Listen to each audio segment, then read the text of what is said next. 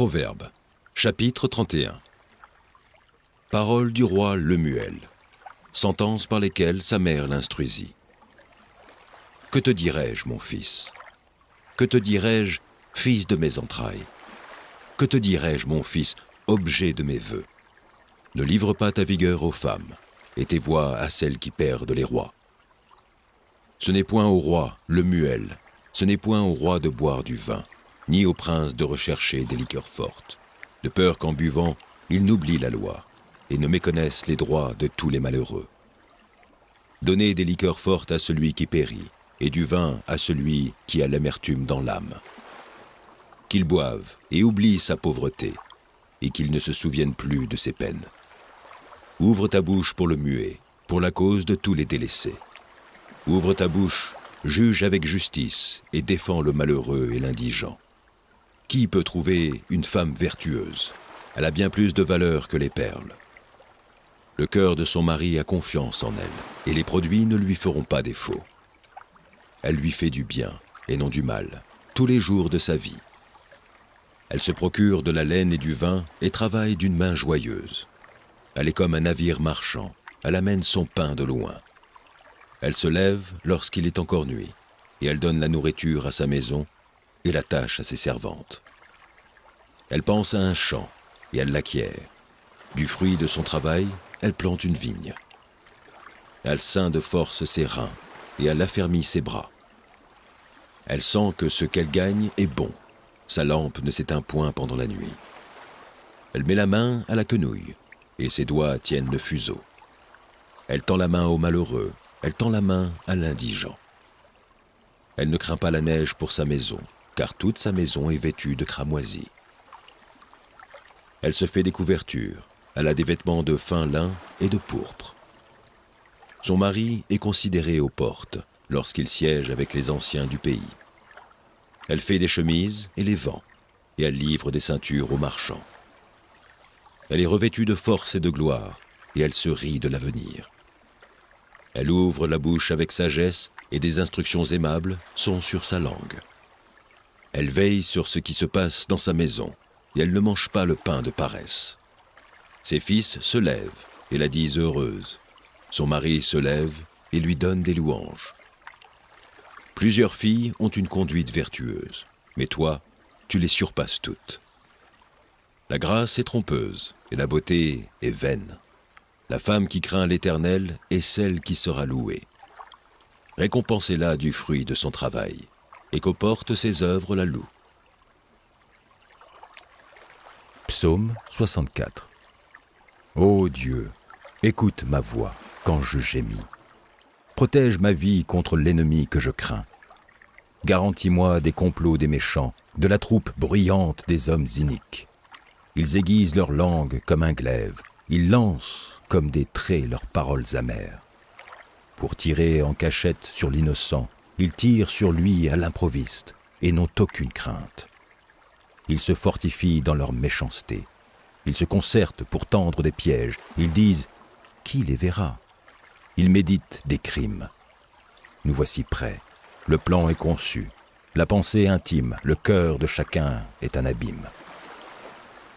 Dieu lance contre eux ses traits. Soudain, les voilà frappés. Leur langue a causé leur chute. Tous ceux qui les voient secouent la tête. Tous les hommes sont saisis de crainte. Ils publient ce que Dieu fait et prennent garde à son œuvre. Le juste se réjouit en l'Éternel et cherche en lui son refuge. Tous ceux qui ont le cœur droit se glorifient. Marc, chapitre 4. Jésus se mit de nouveau à enseigner au bord de la mer. Une grande foule s'étant assemblée auprès de lui, il monta et s'assit dans une barque, sur la mer. Toute la foule était à terre sur le rivage. Il leur enseigna beaucoup de choses en paraboles, et il leur dit dans son enseignement : « Écoutez, un semeur sortit pour semer. Comme il semait, une partie de la semence tomba le long du chemin. Les oiseaux vinrent et la mangèrent. Une autre partie tomba dans un endroit pierreux, où il n'avait pas beaucoup de terre. Elle leva aussitôt, parce qu'elle ne trouva pas un sol profond. Mais quand le soleil parut, elle fut brûlée et sécha, faute de racines. Une autre partie tomba parmi les épines. Les épines montèrent et l'étouffèrent, et elle ne donna point de fruits. Une autre partie tomba dans la bonne terre. Elle donna du fruit qui montait et croissait, et elle rapporta 30, 60 et 100 pour un. Puis il dit, « Que celui qui a des oreilles pour entendre, entende. » Lorsqu'il fut en particulier, ceux qui l'entouraient avec les 12 l'interrogèrent sur les paraboles. Il leur dit, « C'est à vous qu'a été donné le mystère du royaume de Dieu. Mais pour ceux qui sont dehors, tout se passe en paraboles, afin qu'en voyant, ils voient et n'aperçoivent point, et qu'en entendant, ils entendent et ne comprennent point, de peur qu'ils ne se convertissent et que les péchés ne leur soient pardonnés. » Il leur dit encore, « Vous ne comprenez pas cette parabole? Comment donc comprendrez-vous toutes les paraboles? Le semeur sème la parole. Les uns sont sur le long du chemin, où la parole est semée. Quand ils l'ont entendue, aussitôt Satan vient et enlève la parole qui était semée en eux. Les autres, pareillement, reçoivent la semence dans les endroits pierreux. Quand ils entendent la parole, ils la reçoivent d'abord avec joie. Mais ils n'ont pas de racine en eux-mêmes. Ils manquent de persistance. Et dès que survient une tribulation ou une persécution à cause de la parole, ils éprouvent une occasion de chute. D'autres reçoivent la semence parmi les épines. Ce sont ceux qui entendent la parole, mais en qui les soucis du siècle, la séduction des richesses et l'invasion des autres convoitises étouffent la parole et la rendent infructueuse. D'autres reçoivent la semence dans la bonne terre. Ce sont ceux qui entendent la parole, la reçoivent et portent du fruit, 30, 60 et 100 pour un. Il leur dit encore, « Apportons la lampe pour la mettre sous le boisseau ou sous le lit. N'est-ce pas pour la mettre sur le chandelier? Car il n'est rien de caché qui ne doive être découvert, rien de secret qui ne doive être mis au jour. Si quelqu'un a des oreilles pour entendre, qu'il entende. » Il dit encore, « Prenez garde à ce que vous entendez. On vous mesurera avec la mesure dont vous vous serez servi, et on y ajoutera pour vous. Car on donnera à celui qui a, mais à celui qui n'a pas, on ôtera même ce qu'il a. » Il dit encore, « Il en est du royaume de Dieu, comme quand un homme jette de la semence en terre. Qu'il dorme ou qu'il veille, nuit et jour, la semence germe et croît sans qu'il sache comment. La terre produit d'elle-même d'abord l'herbe, puis l'épi, puis le grain, tout formé dans l'épi. Et dès que le fruit est mûr, on y met la faucille, car la moisson est là. » Il dit encore, « À quoi comparerons-nous le royaume de Dieu, ou par quelle parabole le représenterons-nous? Il est semblable à un grain de sénévé, qui, lorsqu'on le sème en terre, est la plus petite de toutes les semences qui sont sur la terre. Mais lorsqu'il a été semé, il monte, devient plus grand que tous les légumes, et pousse de grandes branches, en sorte que les oiseaux du ciel peuvent habiter sous son ombre. » C'est par beaucoup de paraboles de ce genre qu'il leur annonçait la parole, selon qu'ils étaient capables de l'entendre. Il ne leur parlait point sans parabole, mais en particulier, il expliquait tout à ses disciples. Ce même jour, sur le soir, Jésus leur dit, « Passons à l'autre bord. » Après avoir renvoyé la foule, ils l'emmenèrent dans la barque où il se trouvait. Il y avait aussi d'autres barques avec lui. Il s'éleva un grand tourbillon, et les flots se jetaient dans la barque, au point qu'elle se remplissait déjà. Et lui, il dormait à la poupe sur le coussin. Ils le réveillèrent et lui dirent : « Maître, ne t'inquiètes-tu pas de ce que nous périssons ? » S'étant réveillé, il menaça le vent et dit à la mer : « Silence, tais-toi !» Et le vent cessa, et il y eut un grand calme. Puis il leur dit : « Pourquoi avez-vous ainsi peur ? Comment n'avez-vous point de foi ? » Ils furent saisis d'une grande frayeur, et ils se disent les uns aux autres : « Quel est donc celui-ci, à qui obéissent même le vent et la mer ?» Proverbe, chapitre 10. Proverbe de Salomon. Un fils sage fait la joie d'un père, et un fils insensé le chagrin de sa mère. Les trésors de la méchanceté ne profitent pas, et la justice délivre de la mort. L'Éternel ne laisse pas le juste souffrir de la faim, mais il repousse l'avidité des méchants. Celui qui agit d'une main lâche s'appauvrit, mais la main des diligents enrichit. Celui qui amasse pendant l'été est un fils prudent. Celui qui dort pendant la moisson est un fils qui fait honte. Il y a des bénédictions sur la tête du juste, mais la violence couvre la bouche des méchants. La mémoire du juste est en bénédiction, mais le nom des méchants tombe en pourriture. Celui qui est sage de cœur reçoit les préceptes, mais celui qui est insensé des lèvres court à sa perte. Celui qui marche dans l'intégrité marche avec assurance, mais celui qui prend des voies tortueuses sera découvert.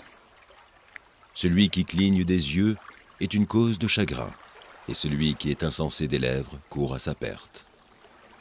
La bouche du juste est une source de vie, mais la violence couvre la bouche des méchants. La haine excite des querelles, mais l'amour couvre toutes les fautes. Sur les lèvres de l'homme intelligent se trouve la sagesse, mais la verge est pour le dos de celui qui est dépourvu de sens. Les sages tiennent la science en réserve, mais la bouche de l'insensé est une ruine prochaine. La fortune est pour le riche une ville forte. La ruine des misérables, c'est leur pauvreté. L'œuvre du juste est pour la vie. Le gain du méchant est pour le péché. Celui qui se souvient de la correction prend le chemin de la vie, mais celui qui oublie la réprimande s'égare. Celui qui dissimule la haine a des lèvres menteuses, et celui qui répand la calomnie est un insensé. Celui qui parle beaucoup ne manque pas de péché, mais celui qui retient ses lèvres est un homme prudent. La langue du juste est un argent de choix, le cœur des méchants est peu de choses. Les lèvres du juste dirigent beaucoup d'hommes, et les insensés meurent par défaut de raison. C'est la bénédiction de l'Éternel qui enrichit, et il ne la fait suivre d'aucun chagrin. Commettre le crime paraît un jeu à l'insensé, mais la sagesse appartient à l'homme intelligent. Ce que redoute le méchant, c'est ce qui lui arrive, et ce que désirent les justes leur est accordé. Comme passe le tourbillon, ainsi disparaît le méchant. Mais le juste a des fondements éternels. Ce que le vinaigre est aux dents et la fumée aux yeux, tel est le paresseux pour celui qui l'envoie. La crainte de l'Éternel augmente les jours, mais les années des méchants sont abrégées. L'attente des justes n'est que joie, mais l'espérance des méchants périra. La voie de l'Éternel est un rempart pour l'intégrité, mais elle est une ruine pour ceux qui font le mal. Le juste ne chancellera jamais, mais les méchants n'habiteront pas le pays. La bouche du juste produit la sagesse, mais la langue perverse sera retranchée. Les lèvres du juste connaissent la grâce, et la bouche des méchants, la perversité. Psaume 86. Éternel, prête l'oreille, exauce-moi, car je suis malheureux et indigent. Garde mon âme, car je suis pieux, mon Dieu. sauve ton serviteur qui se confie en toi.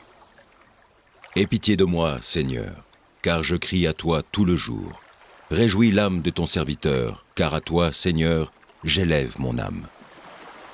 Car tu es bon, Seigneur, tu pardonnes, tu es plein d'amour pour tous ceux qui t'invoquent. Éternel, prête l'oreille à ma prière, sois attentif à la voix de mes supplications. Je t'invoque au jour de ma détresse, car tu m'exauces. Nul n'est comme toi parmi les dieux, Seigneur, et rien ne ressemble à tes œuvres. Toutes les nations que tu as faites viendront se prosterner devant ta face, Seigneur, et rendre gloire à ton nom. Car tu es grand, et tu opères des prodiges. Toi seul, tu es Dieu. Enseigne-moi tes voies, ô Éternel. Je marcherai dans ta fidélité. Dispose mon cœur à la crainte de ton nom. Je te louerai de tout mon cœur, Seigneur, mon Dieu, et je glorifierai ton nom à perpétuité. Car ta bonté est grande envers moi, et tu délivres mon âme du séjour profond des morts. Ô Dieu, des orgueilleux se sont levés contre moi, une troupe d'hommes violents en veulent à ma vie. Ils ne portent pas leurs pensées sur toi. Mais toi, Seigneur, tu es un Dieu miséricordieux et compatissant, lent à la colère, riche en bonté et en fidélité. Tourne vers moi les regards et aie pitié de moi. Donne la force à ton serviteur et sauve le fils de ta servante. Opère un signe en ma faveur, que mes ennemis le voient et soient confus, car tu me secours et tu me consoles, ô Éternel. Jean, chapitre 3. Mais il y eut un homme d'entre les pharisiens, nommé Nicodème, un chef des Juifs, qui vint, lui, auprès de Jésus, de nuit, et lui dit : « Rabbi, nous savons que tu es un docteur venu de Dieu, car personne ne peut faire ces miracles que tu fais, si Dieu n'est avec lui. » Jésus lui répondit : « en vérité, je te le dis, si un homme ne naît de nouveau, il ne peut voir le royaume de Dieu. » Nicodème lui dit : « Comment un homme peut-il naître quand il est vieux ? Peut-il rentrer dans le sein de sa mère et naître ? » Jésus répondit : « en vérité, je te le dis, si un homme ne naît d'eau et d'esprit, il ne peut entrer dans le royaume de Dieu. Ce qui est né de la chair est chair, ce qui est né de l'esprit est esprit. Ne t'étonne pas que je t'ai dit, il faut que vous naissiez de nouveau. Le vent souffle où il veut, et tu en entends le bruit. Mais tu ne sais d'où il vient, ni où il va. Il en est ainsi de tout homme qui est né de l'esprit. » Nicodème lui dit : « Comment cela peut-il se faire ? » Jésus lui répondit : « Tu es le docteur d'Israël, et tu ne sais pas ces choses. En vérité, je te le dis, nous disons ce que nous savons, et nous rendons témoignage de ce que nous avons vu, et vous ne recevez pas notre témoignage. Si vous ne croyez pas quand je vous ai parlé des choses terrestres, comment croirez-vous quand je vous parlerai des choses célestes ? Personne n'est monté au ciel, si ce n'est celui qui est descendu du ciel, le Fils de l'homme qui est dans le ciel. Et comme Moïse éleva le serpent dans le désert, il faut de même que le Fils de l'homme soit élevé, afin que quiconque croit en lui ait la vie éternelle. Car Dieu a tant aimé le monde qu'il a donné son Fils unique, afin que quiconque croit en lui ne périsse point, mais qu'il ait la vie éternelle. Dieu, en effet, n'a pas envoyé son Fils dans le monde pour qu'il juge le monde, mais pour que le monde soit sauvé par lui. Celui qui croit en lui n'est point jugé, mais celui qui ne croit pas est déjà jugé, parce qu'il n'a pas cru au nom du Fils unique de Dieu. Et ce jugement, c'est que, la lumière étant venue dans le monde, les hommes ont préféré les ténèbres à la lumière, parce que leurs œuvres étaient mauvaises. Car quiconque fait le mal est la lumière, et ne vient point à la lumière, de peur que ses œuvres ne soient dévoilées. Mais celui qui agit selon la vérité vient à la lumière, afin que ses œuvres soient manifestées, parce qu'elles sont faites en Dieu. Après cela, Jésus, accompagné de ses disciples, se rendit dans la terre de Judée. Et là, il demeurait avec eux, et il baptisait. Jean aussi baptisait à Hénon, près de Salim, parce qu'il y avait là beaucoup d'eau. Et on y venait pour être baptisé, car Jean n'avait pas encore été mis en prison. Or, il s'éleva de la part des disciples de Jean une dispute avec un juif touchant la purification. Ils vinrent trouver Jean et lui dirent « Rabbi, celui qui était avec toi au-delà du Jourdain et à qui tu as rendu témoignage, voici, il baptise, et tous vont à lui. » Jean répondit « Un homme ne peut recevoir que ce qui lui a été donné du ciel. Vous-même m'êtes témoin que j'ai dit, je ne suis pas le Christ, mais j'ai été envoyé devant lui. Celui à qui appartient l'épouse, c'est l'époux. Mais l'ami de l'époux, qui se tient là et qui l'entend, éprouve une grande joie à cause de la voix de l'époux. Aussi, cette joie, qui est la mienne, est parfaite. Il faut qu'il croisse et que je diminue. Celui qui vient d'en haut est au-dessus de tous. Celui qui est de la terre est de la terre, et il parle comme étant de la terre. Celui qui vient du ciel est au-dessus de tous. Il rend témoignage de ce qu'il a vu et entendu, et personne ne reçoit son témoignage. Celui qui a reçu son témoignage a certifié que Dieu est vrai, car celui que Dieu a envoyé dit les paroles de Dieu, parce que Dieu ne lui donne pas l'esprit avec mesure. Le Père aime le Fils, et il a remis toutes choses entre ses mains. Celui qui croit au Fils a la vie éternelle. Celui qui ne croit pas au Fils ne verra point la vie, mais la colère de Dieu demeure sur lui. Psaume 2. Pourquoi ce tumulte parmi les nations, ces vaines pensées parmi les peuples? Pourquoi les rois de la terre se soulèvent-ils, et les princes se liguent-ils avec eux contre l'Éternel et contre son oint? Brisons leurs liens, délivrons-nous de leurs chaînes. Celui qui siège dans les cieux rit, le Seigneur se moque d'eux. Puis il leur parle dans sa colère, il les épouvante dans sa fureur. C'est moi qui ai oint mon roi sur Sion, ma montagne sainte. Je publierai le décret. L'Éternel m'a dit, « Tu es mon fils, je t'ai engendré aujourd'hui. Demande-moi, et je te donnerai les nations pour héritage, les extrémités de la terre pour possession. Tu les briseras avec une verge de fer, tu les briseras comme le vase d'un potier. Et maintenant, roi, conduisez-vous avec sagesse.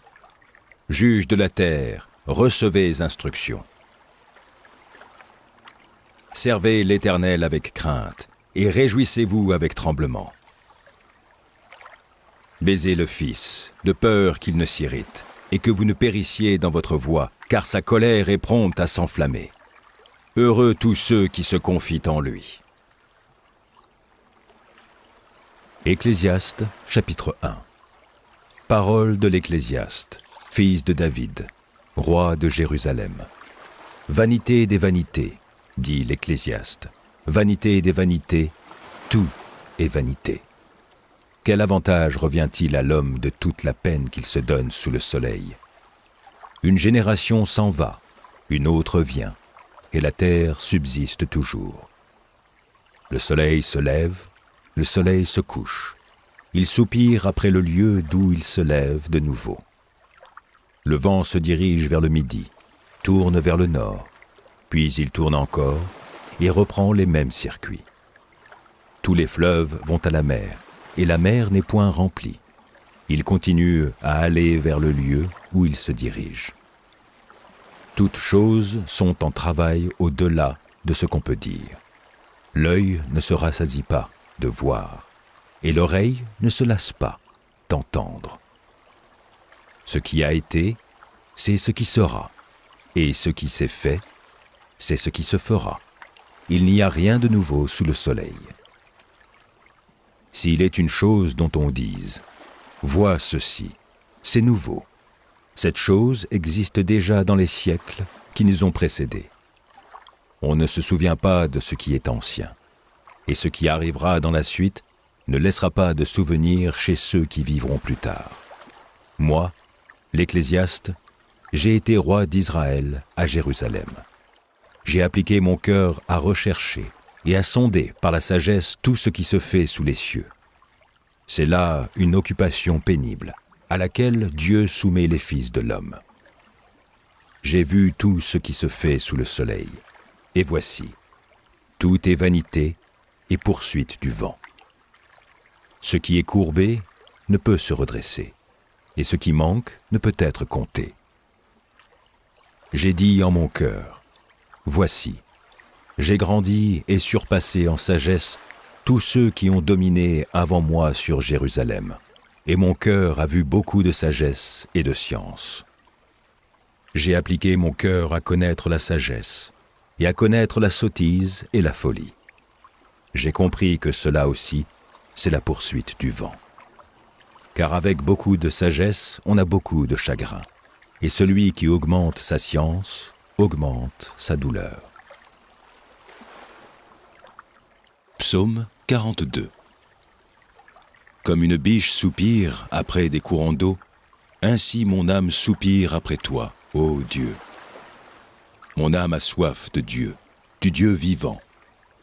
Quand irai-je et paraîtrai-je devant la face de Dieu? Mes larmes sont ma nourriture jour et nuit, pendant qu'on me dit sans cesse, « Où est ton Dieu ?»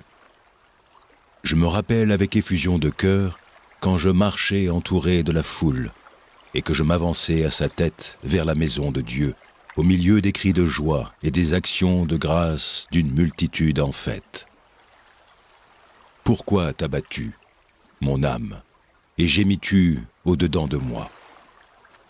Espère en Dieu, car je le louerai encore. Il est mon salut et mon Dieu.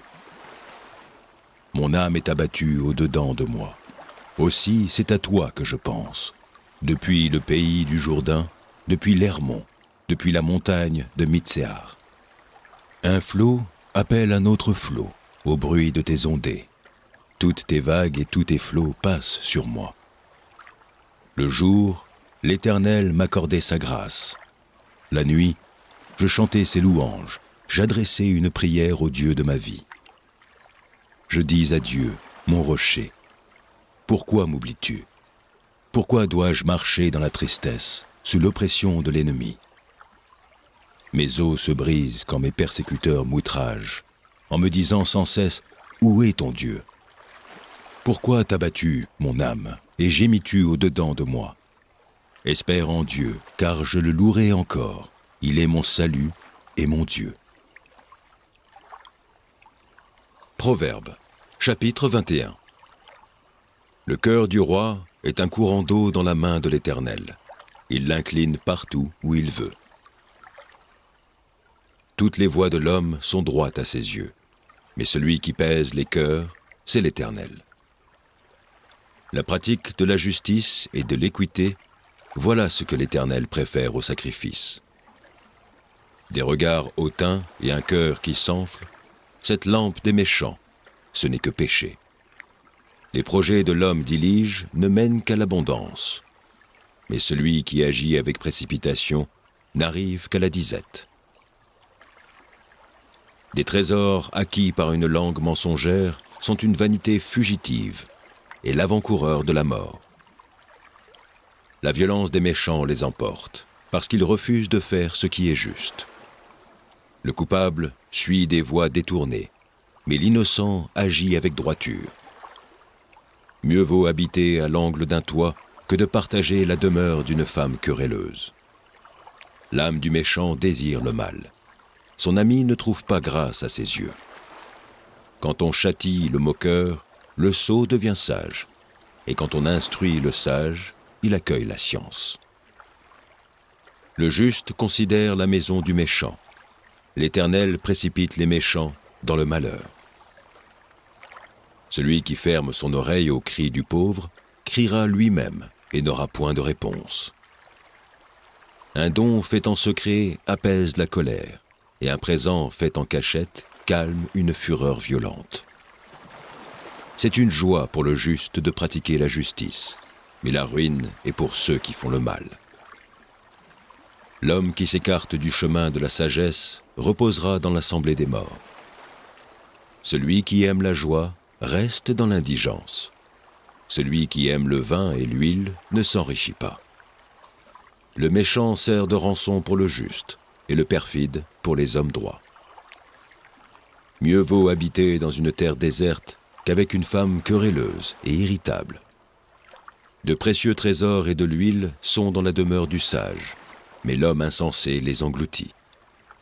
Celui qui poursuit la justice et la bonté trouve la vie, la justice et la gloire. Le sage monte dans la ville des héros. Il abat la force qui lui donnait de l'assurance. Celui qui veille sur sa bouche et sur sa langue préserve son âme des angoisses. L'orgueilleux, le hautain, s'appelle un moqueur. Il agit avec la fureur de l'arrogance. Les désirs du paresseux le tuent, parce que ses mains refusent de travailler. Tout le jour, il éprouve des désirs, mais le juste donne sans parcimonie. Le sacrifice des méchants est quelque chose d'abominable, combien plus quand il l'offre avec des pensées criminelles. Le témoin menteur périra, mais l'homme qui écoute parlera toujours. Le méchant prend un air effronté, mais l'homme droit affermit sa voix. Il n'y a ni sagesse, ni intelligence, ni conseil en face de l'Éternel. Le cheval est équipé pour le jour de la bataille, mais la délivrance appartient à l'Éternel. Apocalypse, chapitre 4. Après cela, je regarderai, et voici, une porte était ouverte dans le ciel. La première voix que j'avais entendue, comme le son d'une trompette, et qui me parlait, dit « Monte ici, et je te ferai voir ce qui doit arriver dans la suite. » Aussitôt, je fus ravi en esprit. Et voici, il y avait un trône dans le ciel, et sur ce trône, quelqu'un était assis. Celui qui était assis avait l'aspect d'une pierre de jaspe et de sardoine. Et le trône était environné d'un arc-en-ciel semblable à de l'émeraude. Autour du trône, je vis 24 trônes, et sur ces trônes, 24 vieillards assis, revêtus de vêtements blancs, et sur leurs têtes des couronnes d'or. Du trône sortent des éclairs, des voix et des tonnerres. Devant le trône brûlent 7 lampes ardentes, qui sont les 7 esprits de Dieu. Il y a encore devant le trône comme une mer de verre, semblable à du cristal. Au milieu du trône et autour du trône, il y a 4 êtres vivants remplis d'yeux devant et derrière. Le premier être vivant est semblable à un lion. Le second être vivant est semblable à un veau. Le troisième être vivant a la face d'un homme. Et le quatrième être vivant est semblable à un aigle qui vole. Les 4 êtres vivants ont chacun 6 ailes, et ils sont remplis d'yeux tout autour et au-dedans.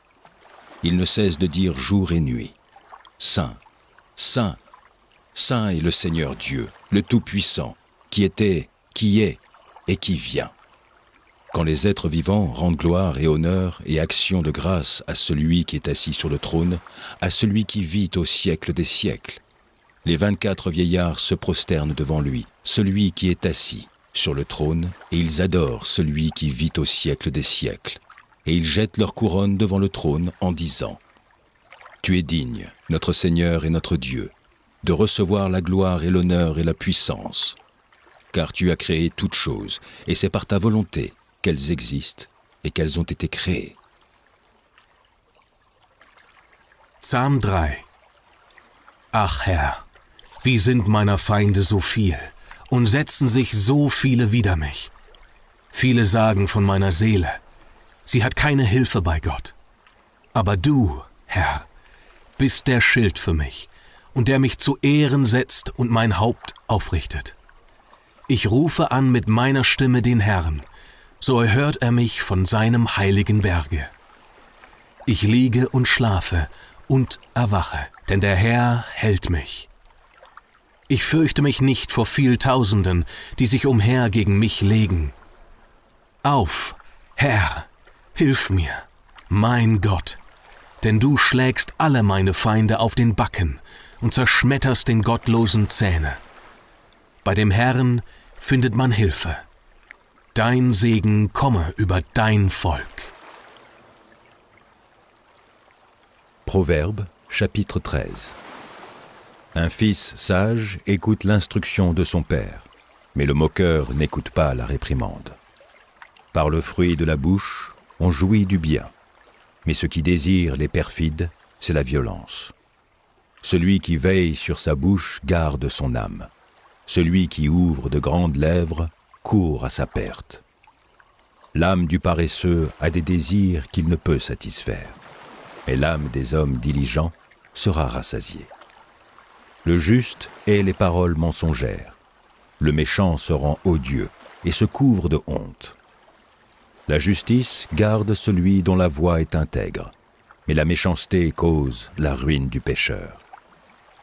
Tel fait le riche et n'a rien du tout. Tel fait le pauvre et a de grands biens. La richesse d'un homme sert de rançon pour sa vie, mais le pauvre n'écoute pas la réprimande. La lumière des justes est joyeuse, mais la lampe des méchants s'éteint. C'est seulement par orgueil qu'on excite des querelles, mais la sagesse est avec ceux qui écoutent les conseils. La richesse mal acquise diminue, mais celui qui amasse peu à peu l'augmente. Un espoir différé rend le cœur malade, mais un désir accompli est un arbre de vie. Celui qui méprise la parole se perd, mais celui qui craint le précepte est récompensé. L'enseignement du sage est une source de vie, pour détourner des pièges de la mort. Une raison saine a pour fruit la grâce, mais la voie des perfides est rude. Tout homme prudent agit avec connaissance, mais l'insensé fait étalage de folie. Un envoyé méchant tombe dans le malheur, mais un messager fidèle apporte la guérison. La pauvreté et la honte sont le partage de celui qui rejette la correction, mais celui qui a égard à la réprimande est honoré. Un désir accompli est doux à l'âme, mais s'éloigner du mal fait horreur aux insensés. Celui qui fréquente les sages devient sage, mais celui qui se plaît avec les insensés s'en trouve mal. Le malheur poursuit ceux qui pêchent, mais le bonheur récompense les justes. L'homme de bien a pour héritier les enfants de ses enfants, mais les richesses du pécheur sont réservées pour le juste. Le champ que défriche le pauvre donne une nourriture abondante, mais tel périt par défaut de justice. Celui qui mélange sa verge est son fils, mais celui qui l'aime cherche à le corriger. Le juste mange et satisfait son appétit, mais le ventre des méchants éprouve la disette. Éphésiens, chapitre 4. Je vous exhorte donc, moi, le prisonnier dans le Seigneur, à marcher d'une manière digne de la vocation qui vous a été adressée, en toute humilité et douceur, avec patience, vous supportant les uns les autres avec charité, vous efforçant de conserver l'unité de l'esprit par le lien de la paix. Il y a un seul corps et un seul esprit, comme aussi vous avez été appelés à une seule espérance par votre vocation. Il y a un seul Seigneur, une seule foi, un seul baptême, un seul Dieu et Père de tous, qui est au-dessus de tous et parmi tous et en tous. Mais à chacun de nous la grâce a été donnée selon la mesure du don de Christ. C'est pourquoi il est dit, étant monté en haut, il a amené des captifs et il a fait des dons aux hommes. Or, que signifie ? Il est monté, sinon qu'il est aussi descendu dans les régions inférieures de la terre. Celui qui est descendu, c'est le même qui est monté au-dessus de tous les cieux, afin de remplir toutes choses. Et il a donné les uns comme apôtres, les autres comme prophètes, les autres comme évangélistes, les autres comme pasteurs et docteurs, pour le perfectionnement des saints en vue de l'œuvre du ministère et de l'éducation du corps de Christ, jusqu'à ce que nous soyons tous parvenus à l'unité de la foi et de la connaissance du Fils de Dieu, à l'état d'homme fait, à la mesure de la stature parfaite de Christ, afin que nous ne soyons plus des enfants, flottants et emportés à tout vent de doctrine, par la tromperie des hommes, par leur ruse dans les moyens de séduction. Mais que, professant la vérité dans la charité, nous croissions à tout égard en celui qui est le chef, Christ. C'est de lui, et grâce à tous les liens de son assistance, que tout le corps, bien coordonné et formant un solide assemblage, tire son accroissement selon la force qui convient à chacune de ses parties, et s'identifie lui-même dans la charité. Voici donc ce que je dis et ce que je déclare dans le Seigneur, c'est que vous ne devez plus marcher comme les païens, qui marchent selon la vanité de leurs pensées.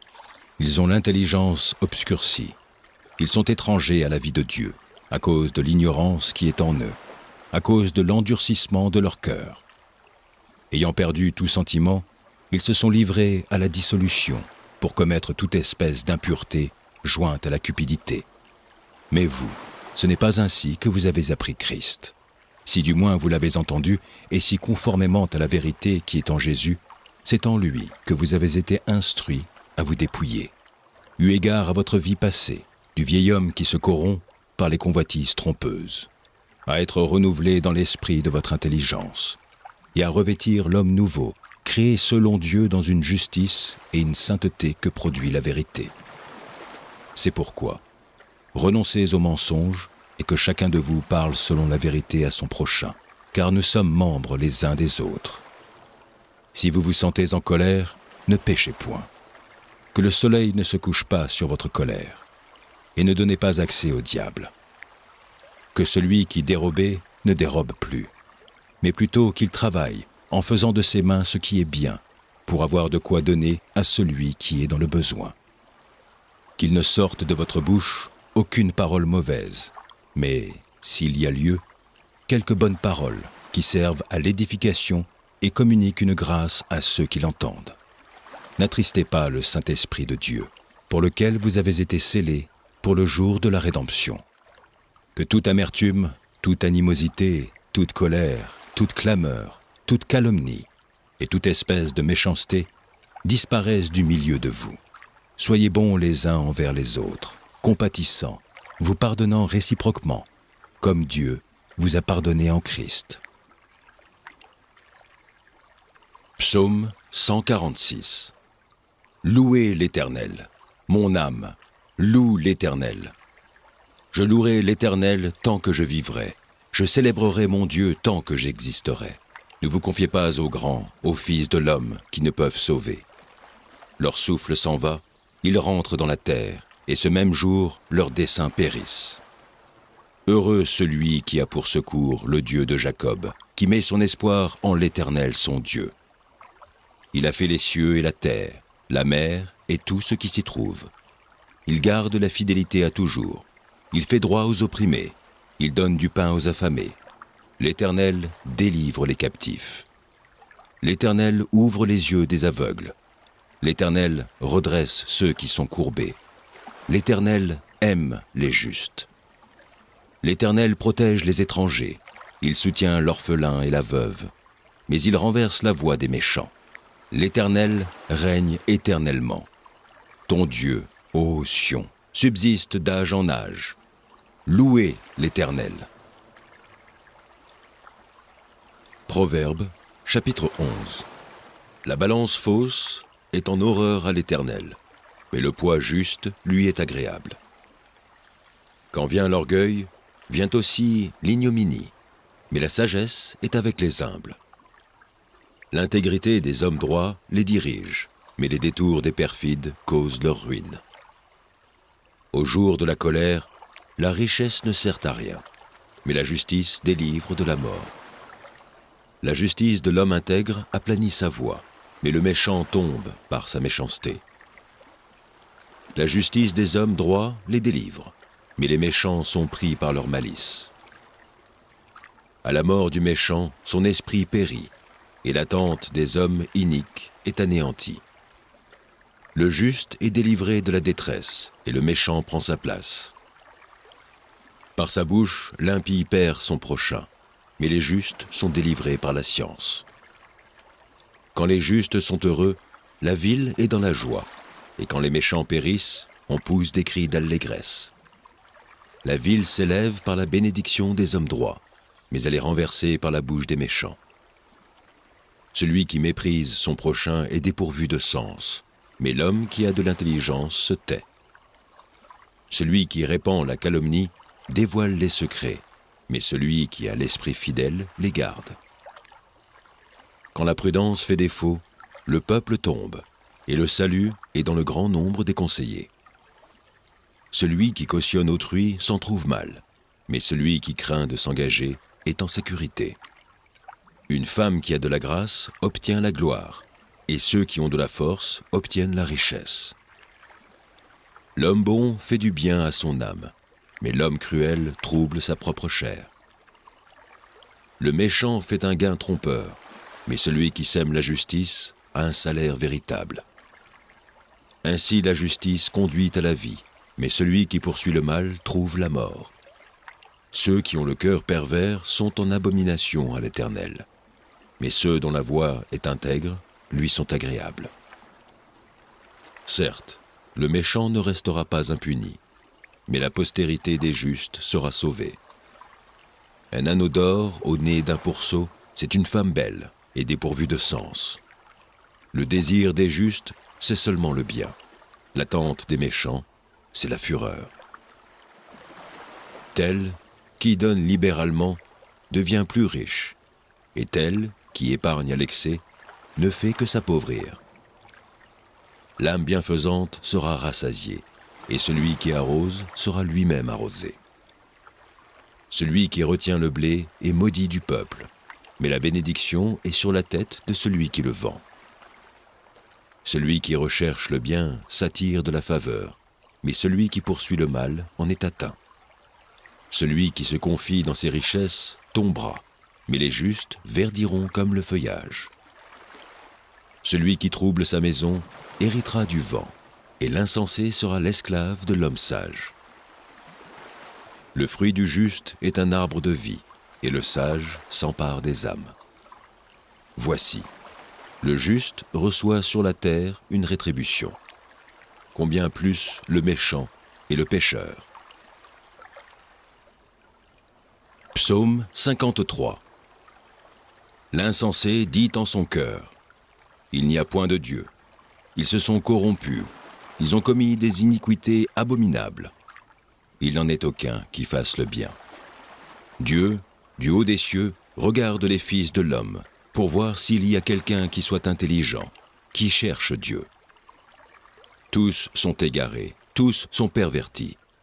Il n'en est aucun qui fasse le bien, pas même un seul.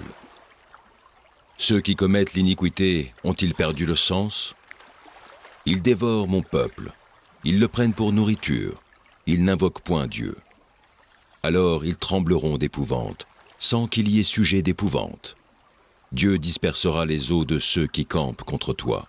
Tu les confondras, car Dieu les a rejetés.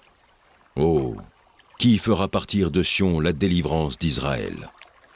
Quand Dieu ramènera les captifs de son peuple, Jacob sera dans l'allégresse, Israël se réjouira. Jacques, chapitre 4. D'où viennent les luttes, et d'où viennent les querelles parmi vous? N'est-ce pas de vos passions qui combattent dans vos membres? Vous convoitez, et vous ne possédez pas. Vous êtes meurtriers et envieux, et vous ne pouvez pas obtenir. Vous avez des querelles et des luttes, et vous ne possédez pas, parce que vous ne demandez pas. Vous demandez, et vous ne recevez pas, parce que vous demandez mal, dans le but de satisfaire vos passions. Adultères que vous êtes, ne savez-vous pas que l'amour du monde est inimitié contre Dieu? Celui donc qui veut être ami du monde se rend ennemi de Dieu.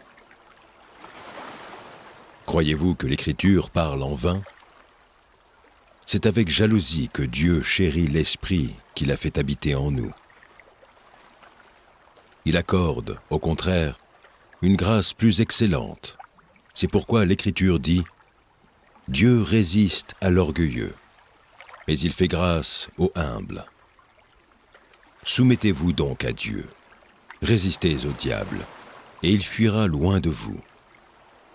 Approchez-vous de Dieu, et il s'approchera de vous. Nettoyez vos mains, pécheurs, purifiez vos cœurs, hommes irrésolus. Sentez votre misère. Soyez dans le deuil et dans les larmes. Que votre rire se change en deuil et votre joie en tristesse. Humiliez-vous devant le Seigneur, et il vous élèvera. Ne parlez point mal les uns des autres, frères. Celui qui parle mal d'un frère ou qui juge son frère parle mal de la loi et juge la loi. Or, si tu juges la loi, tu n'es pas observateur de la loi, mais tu en es juge. Un seul est législateur et juge. C'est celui qui peut sauver et perdre. Mais toi, qui es-tu, qui juge le prochain? À vous maintenant, qui dites: aujourd'hui ou demain nous irons dans telle ville, nous y passerons une année, nous trafiquerons et nous gagnerons. Vous qui ne savez pas ce qui arrivera demain. Car qu'est-ce votre vie? Vous êtes une vapeur qui paraît pour un peu de temps et qui ensuite disparaît. Vous devriez dire au contraire: si Dieu le veut, nous vivrons et nous ferons ceci ou cela. Mais maintenant, vous vous glorifiez dans vos pensées orgueilleuses. C'est chose mauvaise que de se glorifier de la sorte. Celui donc qui sait faire ce qui est bien et qui ne le fait pas, commet un péché. Psaume 101. Je chanterai la bonté et la justice. C'est à toi, Éternel, que je chanterai. Je prendrai garde à la voie droite. Quand viendras-tu à moi? Je marcherai dans l'intégrité de mon cœur, au milieu de ma maison. Je ne mettrai rien de mauvais devant mes yeux. Je hais la conduite des pécheurs. Elle ne s'attachera point à moi. Le cœur pervers s'éloignera de moi. Je ne veux pas connaître le méchant. Celui qui calomnie en secret son prochain, je l'anéantirai. Celui qui a des regards hautains et un cœur enflé, je ne le supporterai pas. J'aurai les yeux sur les fidèles du pays, pour qu'ils demeurent auprès de moi. Celui qui marche dans une voie intègre sera mon serviteur.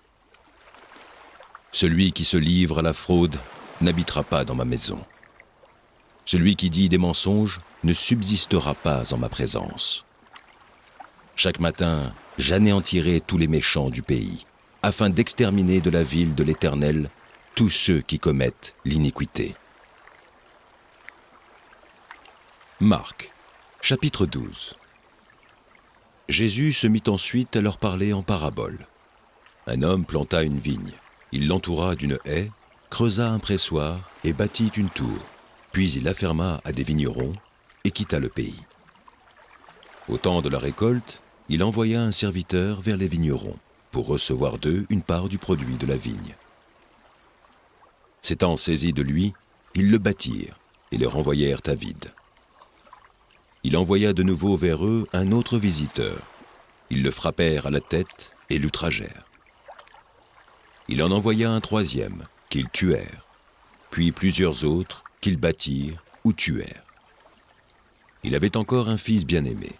Il l'envoya vers eux le dernier en disant: « Ils auront du respect pour mon fils. » Mais ces vignerons dirent entre eux: « Voici l'héritier, venez, tuons-le, et l'héritage sera à nous. » Et ils se saisissèrent de lui, le tuèrent et le jetèrent hors de la vigne. Maintenant, que fera le maître de la vigne?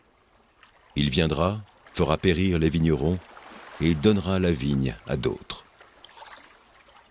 N'avez-vous pas lu cette parole de l'Écriture? La pierre qu'ont rejetée ceux qui bâtissaient est devenue la principale de l'angle. C'est par la volonté du Seigneur qu'elle l'est devenue. Et c'est un prodige à nos yeux. Ils cherchaient à se saisir de lui, mais ils craignaient la foule. Ils avaient compris que c'était pour eux que Jésus avait dit cette parabole. Et ils le quittèrent et s'en allèrent. Ils envoyèrent auprès de Jésus quelques-uns des pharisiens et des hérodiens, afin de le surprendre par ses propres paroles. Et ils vinrent lui dire, « Maître, nous savons que tu es vrai, et que tu ne t'inquiètes de personne, car tu ne regardes pas à l'apparence des hommes, et tu les enseignes de la voie de Dieu selon la vérité. Est-il permis, ou non, de payer le tribut à César? Devons-nous payer, ou ne pas payer ?» Jésus, connaissant leur hypocrisie, leur répondit, « Pourquoi me tentez-vous? Apportez-moi un denier, afin que je le voie. » Ils en apportèrent un. Et Jésus leur demanda, « De qui sont cette effigie et cette inscription ?» « De César, lui répondirent-ils. Alors il leur dit, « Rendez à César ce qui est à César, et à Dieu ce qui est à Dieu. » Et ils furent à son égard dans l'étonnement. Les Sadducéens, qui disent qu'il n'y a point de résurrection, vinrent auprès de Jésus et lui firent cette question. « Maître, voici ce que Moïse nous a prescrit. Si le frère de quelqu'un meurt et laisse une femme sans avoir d'enfant, son frère épousera sa veuve et suscitera une postérité à son frère. Or, il y avait 7 frères. Le premier se maria et mourut sans laisser de postérité. Le second prit la veuve pour femme et mourut sans laisser de postérité. Il en fut de même du troisième, et aucun des 7 ne laissa de postérité. Après eux tous, la femme mourut aussi. À la résurrection, duquel d'entre eux sera-t-elle la femme?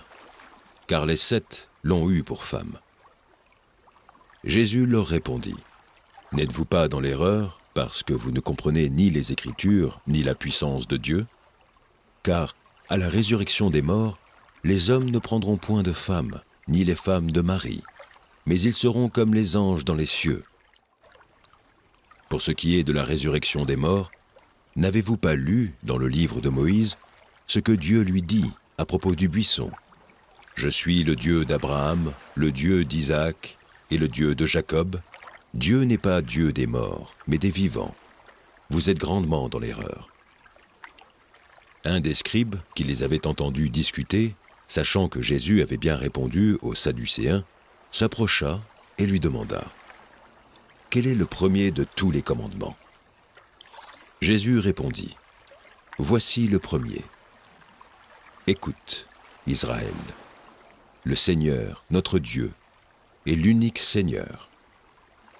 Et tu aimeras le Seigneur, ton Dieu, de tout ton cœur, de toute ton âme, de toute ta pensée et de toute ta force. Voici le second. Tu aimeras ton prochain comme toi-même. Il n'y a pas d'autre commandement plus grand que cela. » Le scribe lui dit, « Bien, maître, mais tu as dit avec vérité que Dieu est unique et qu'il n'y en a point d'autre que lui, et que l'aimer de tout son cœur, de toute sa pensée, de toute son âme et de toute sa force, et aimer son prochain comme soi-même, c'est plus que tous les holocaustes et tous les sacrifices. » Jésus, voyant qu'il avait répondu avec intelligence, lui dit, « Tu n'es pas loin du royaume de Dieu, et personne n'osera plus lui poser des questions. » Jésus, continuant à enseigner dans le temple, dit, « Comment les scribes disent-ils que le Christ est le fils de David ? David lui-même, animé par l'Esprit Saint, a dit, « Le Seigneur a dit à mon Seigneur, assieds-toi à ma droite, jusqu'à ce que je fasse de tes ennemis ton marchepied. » David lui-même l'appelle Seigneur. Comment donc est-il son fils? Et une grande foule l'écoutait avec plaisir.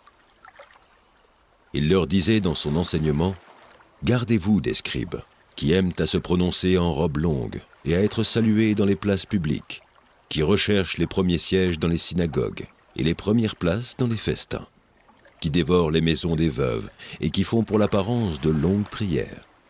Ils seront jugés plus sévèrement. » Jésus, s'étant assis vis-à-vis du tronc, regardait comment la foule y mettait de l'argent. Plusieurs riches mettaient beaucoup. Il vint aussi une pauvre veuve. Elle y mit 2 petites pièces, faisant un quart de sou. Alors Jésus, ayant appelé ses disciples, leur dit, « Je vous le dis en vérité, Cette pauvre veuve a donné plus qu'aucun de ceux qui ont mis dans le tronc. Car tous ont mis de leur superflu, mais elle a mis de son nécessaire, tout ce qu'elle possédait, tout ce qu'elle avait pour vivre. Proverbe, chapitre 18. Celui qui se tient à l'écart cherche ce qui lui plaît. Il s'irrite contre tout ce qui est sage. Ce n'est pas à l'intelligence que l'insensé prend plaisir, c'est à la manifestation de ses pensées. Quand vient le méchant, vient aussi le mépris, et avec la honte, vient l'opprobre. Les paroles de la bouche d'un homme sont des eaux profondes. La source de la sagesse est un torrent qui jaillit. Il n'est pas bon d'avoir égard à la personne du méchant, pour faire tort au juste dans le jugement. Les lèvres de l'insensé se mêlent aux querelles, et sa bouche provoque les coups. La bouche de l'insensé cause sa ruine, et ses lèvres sont un piège pour son âme. Les paroles du rapporteur sont comme des friandises. Elles descendent jusqu'au fond des entrailles. Celui qui se relâche dans son travail est frère de celui qui détruit. Le nom de l'Éternel est une tour forte. Le juste s'y réfugie et se trouve en sûreté. La fortune est pour le riche une ville forte. Dans son imagination, c'est une haute muraille. Avant la ruine, le cœur de l'homme s'élève, mais l'humanité précède la gloire. Celui qui répond avant d'avoir écouté fait un acte de folie et s'attire la confusion. L'esprit de l'homme le soutient dans la maladie, mais l'esprit abattu, qui le relèvera? Un cœur intelligent acquiert la science, et l'oreille des sages cherche la science. Les présents d'un homme lui élargissent la voie et lui donnent accès auprès des grands. Le premier qui parle dans sa cause paraît juste. Vient sa partie adverse et on l'examine. Le sort fait cesser les contestations et décide entre les puissants. Des frères sont plus intraitables qu'une ville forte, et leurs querelles sont comme les verrous d'un palais. C'est du fruit de sa bouche que l'homme rassasie son corps, c'est du produit de ses lèvres qu'il se rassasie. La mort et la vie sont au pouvoir de la langue. Quiconque l'aime en mangera les fruits. Celui qui trouve une femme trouve le bonheur. C'est une grâce qu'il obtient de l'Éternel. Le pauvre parle en suppliant, et le riche répond avec dureté. Celui qui a beaucoup d'amis les a pour son malheur, mais il est tel ami plus attaché qu'un frère. Psaume 57. Aie pitié de moi, ô Dieu, aie pitié de moi. Car en toi mon âme cherche un refuge. Je recherche un refuge à l'ombre de tes ailes, jusqu'à ce que les calamités soient passées.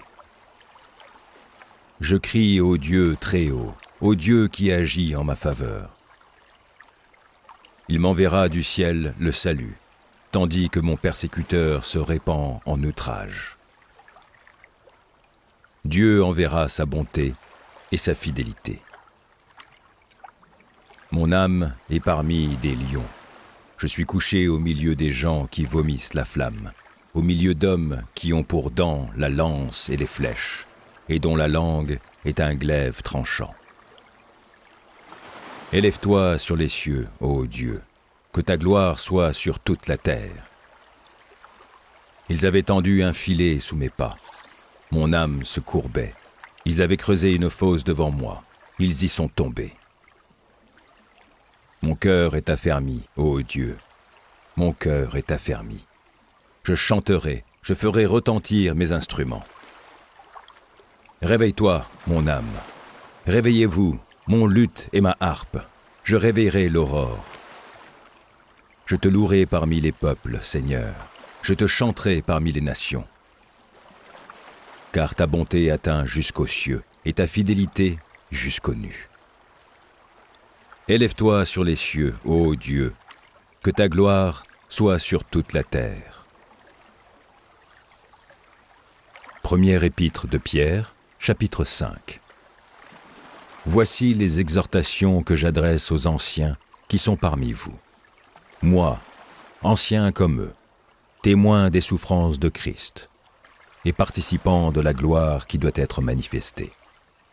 Paissez le troupeau de Dieu qui est sous votre garde, non par contrainte, mais volontairement, selon Dieu. Non pour un gain sordide, mais avec dévouement. Non comme dominant sur ceux qui vous sont échus en partage, mais en étant les modèles du troupeau. Et lorsque le souverain pasteur paraîtra, vous obtiendrez la couronne incorruptible de la gloire. De même, vous qui êtes jeunes, soyez soumis aux anciens.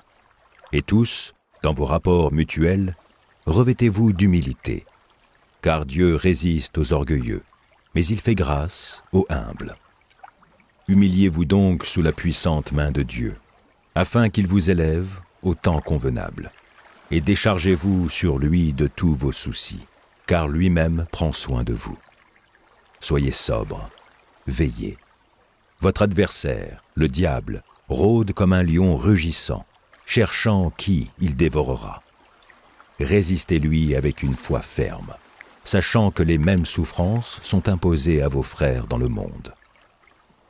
Le Dieu de toute grâce, qui vous a appelés en Jésus-Christ, à sa gloire éternelle, après que vous aurez souffert un peu de temps, vous perfectionnera lui-même, vous affirmera, vous fortifiera, vous rendra inébranlable. À lui soit la puissance au siècle des siècles. Amen. C'est par Sylvain, qui est à mes yeux un frère fidèle, que je vous écris ce peu de mots, pour vous exhorter et pour vous attester que la grâce de Dieu à laquelle vous êtes attachés est la véritable. L'Église des élus, qui est à Babylone, vous salue, ainsi que Marc, mon fils. Saluez-vous les uns les autres par un baiser d'affection. Que la paix soit avec vous tous, qui est en Christ. Éphésiens, chapitre 5. Devenez donc les imitateurs de Dieu, comme des enfants bien-aimés, et marchez dans la charité, à l'exemple du Christ, qui nous a aimés et qui s'est livré lui-même à Dieu pour nous, comme une offrande et un sacrifice de bonne odeur. Que l'impudicité, qu'aucune espèce d'impureté et que la cupidité ne soient pas même nommées parmi vous, ainsi qu'il convient à des saints. Qu'on n'entende ni paroles déshonnêtes, ni propos insensés, ni plaisanteries, choses qui sont contraires à la bienveillance, qu'on entende plutôt des actions de grâce. Car, sachez-le bien, aucun impudique ou impur ou cupide, c'est-à-dire idolâtre, n'a d'héritage dans le royaume de Christ et de Dieu. Que personne ne vous séduise par de vains discours, car c'est à cause de ces choses que la colère de Dieu vient sur les fils de la rébellion. N'ayez donc aucune part avec eux. Autrefois, vous étiez ténèbres, et maintenant vous êtes lumière dans le Seigneur. Marchez comme des enfants de lumière.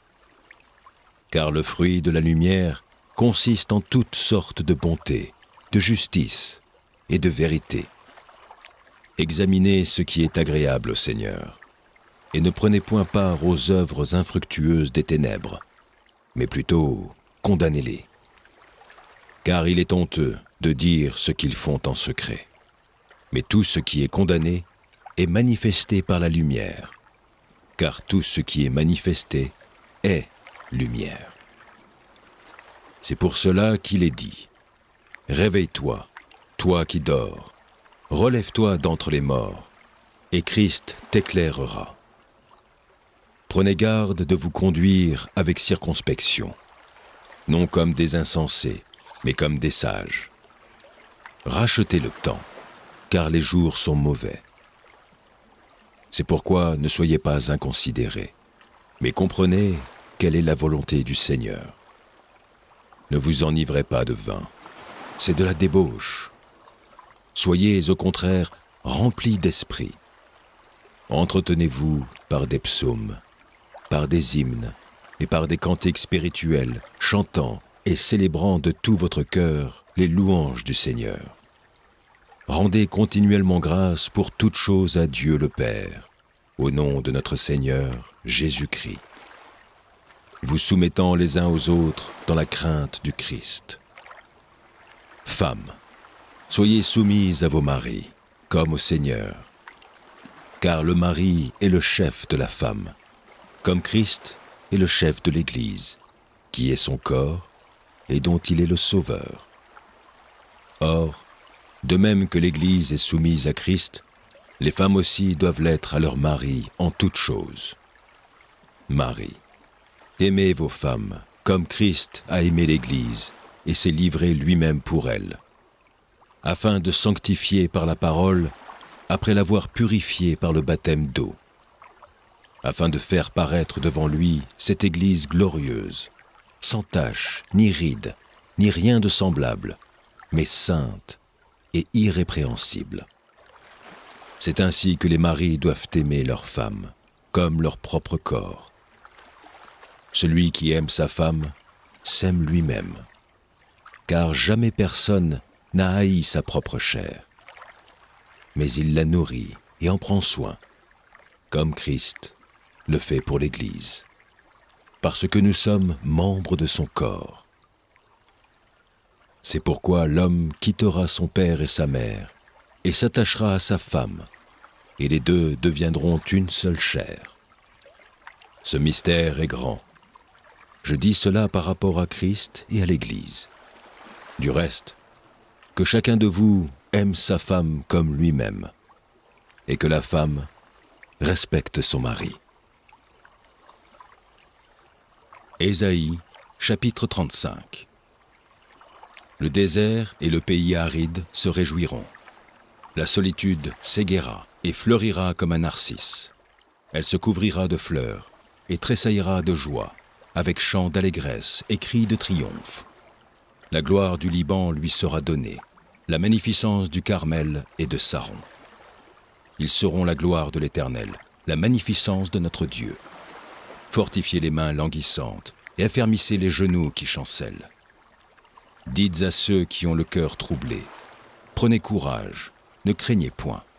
Voici votre Dieu, la vengeance viendra, la rétribution de Dieu. Il viendra lui-même et vous sauvera. Alors s'ouvriront les yeux des aveugles, s'ouvriront les oreilles des sourds. Alors le boiteux sautera comme un cerf, et la langue du muet éclatera de joie. Car des eaux jailliront dans le désert, et des ruisseaux dans la solitude. Le mirage se changera en étang, et la terre desséchée en source d'eau. Dans le repaire qui servait de gîte au chacal, croîtront des roseaux et des joncs. Il y aura là un chemin frayé, une route qu'on appellera la voie sainte. Nul impur n'y passera, elle sera pour eux seuls. Ceux qui la suivront, même les insensés, ne pourront s'égarer. Sur cette route, point de lion. Nulle bête féroce ne la prendra, nul ne s'y rencontrera. Les délivrés y marcheront. Les rachetés de l'Éternel retourneront. Ils iront à Sion avec des chants de triomphe, et une joie éternelle couronnera leur tête. L'allégresse et la joie s'approcheront, la douleur et les gémissements s'enfuiront.